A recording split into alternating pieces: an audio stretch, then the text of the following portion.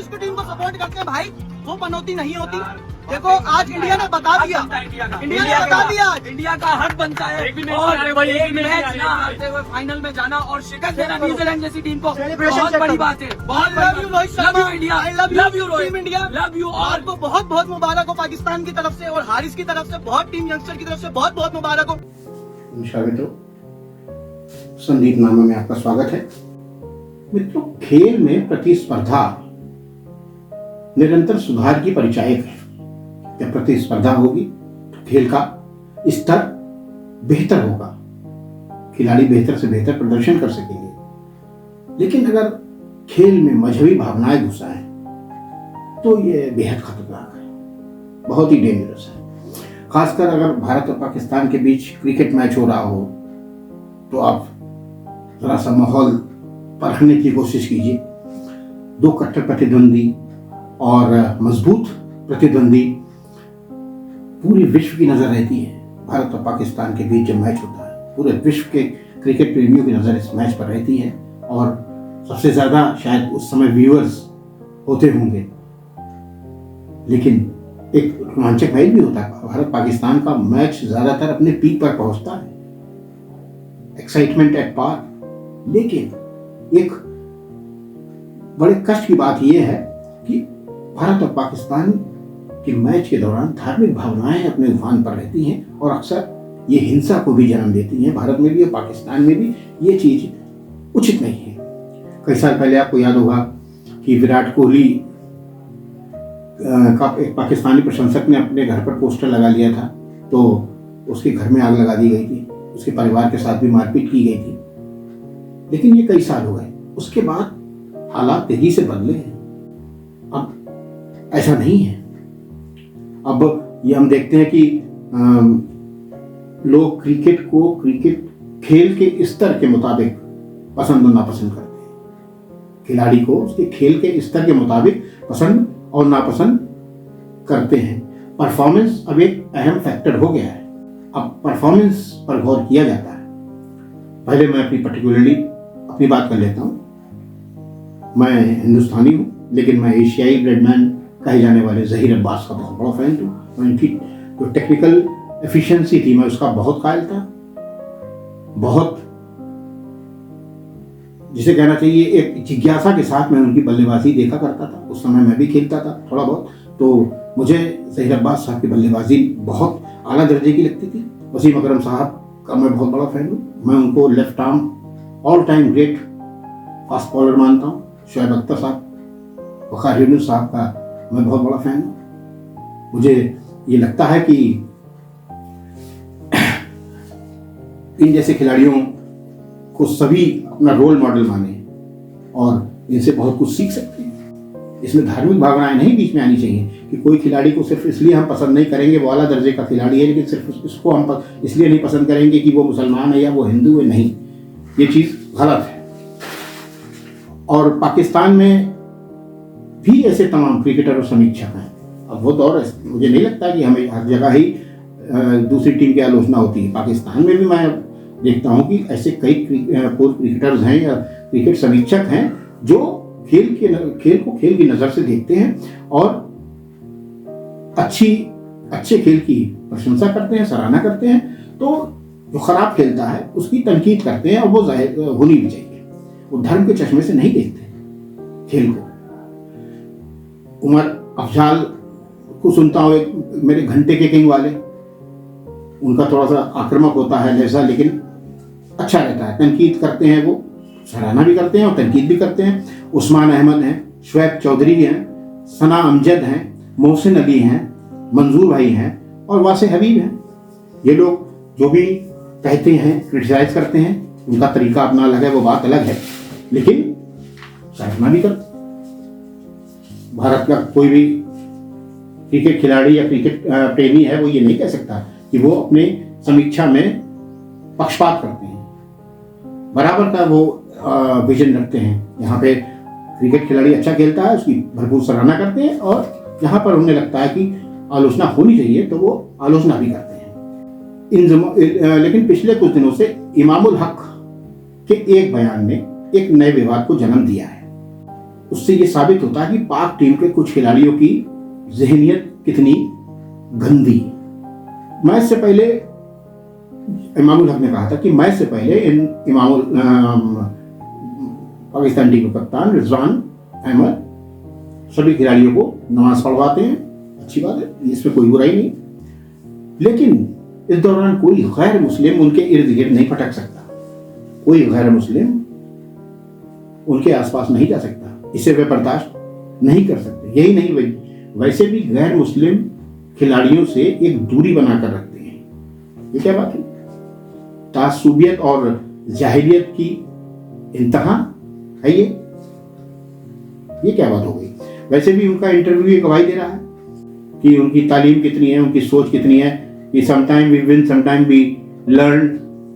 तो मेरे ख्याल से तो हमेशा जिंदगी भर लर्न ही करते रहेंगे। उनकी तालीम किस स्तर की है ये उनके इस बयानों से बिल्कुल साबित हो रहा है।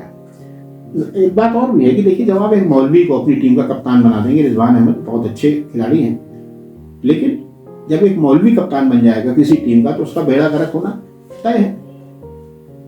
वो अपनी धर्म की, मजहब की ज़हनियत आगे चलाएगा और खेल को पीछे रखेगा, खिलाड़ी को पीछे रखेगा।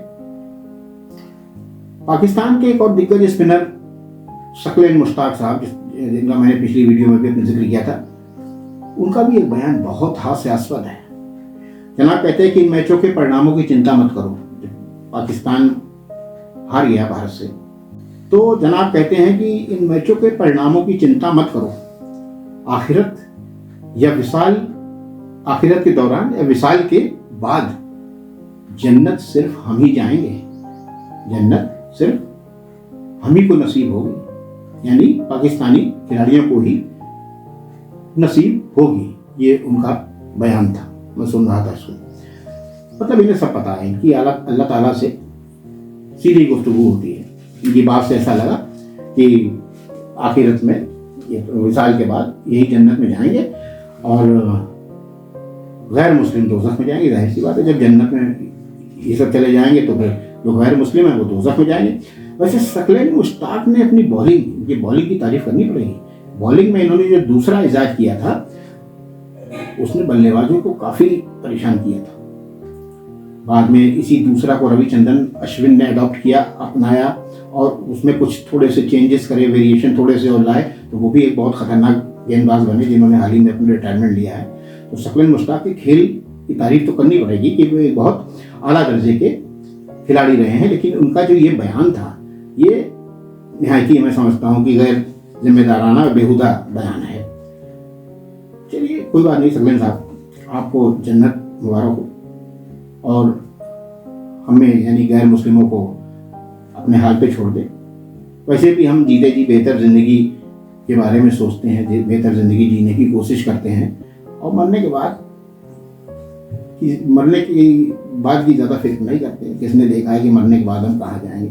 ये तो दिल को समझाने वाली बात है। तो हम लोग तो बिल्कुल चिंता नहीं करते हैं कि मरने के बाद क्या होगा, लेकिन जीते जी हम बेहतर ज़िंदगी जीने की कोशिश करते हैं। अब इन जो शकलेन मुश्ताक की बात है या जो इससे पहले रिजवान साहब की जो बात हुई, इससे एक बात ये साबित हो गई कि दानिश कनेरिया ने कुछ दिन पहले ये आरोप लगाया था कि उनके साथ जब वो भारतीय टीम में खेलते थे, भारतीय टीम में कुछ चुनिंदा ही हिंदू प्लेयर, गैर मुस्लिम प्लेयर खेले हैं, जिसमें से एक अनिल दलपत थे और दूसरे ये रहे हैं, एक आध और प्लेयर शायद खेले हों।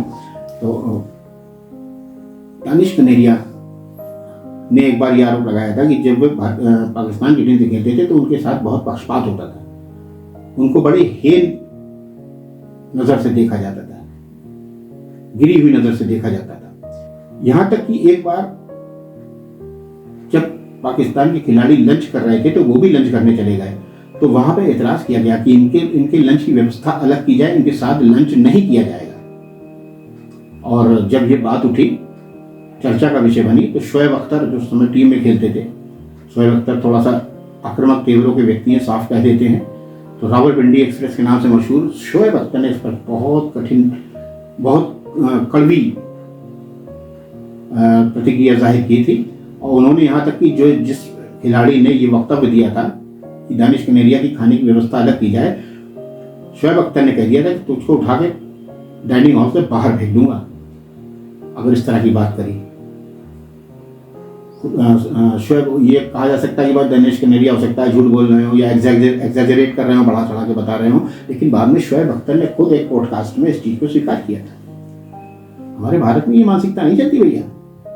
हमारी टीम में आबिद अली साहब खेले, सलीम दुर्रानी साहब खेले, मंसूर अली खां पटौदी साहब खेले, मोहम्मद अजहरुद्दीन हमारे कप्तान रहे, फारूक इंजीनियर हमारी टीम से खेले, बिशन सिंह बेदी माइनॉरिटी के थे वो हमारे साथ खेले, मनिंदर सिंह, हरभजन सिंह, बिशन सिंह बेदी, नवजोत सिंह सिद्धू, जहीर खान जैसे दिग्गज खिलाड़ी हमारी टीम की शान रहे हैं।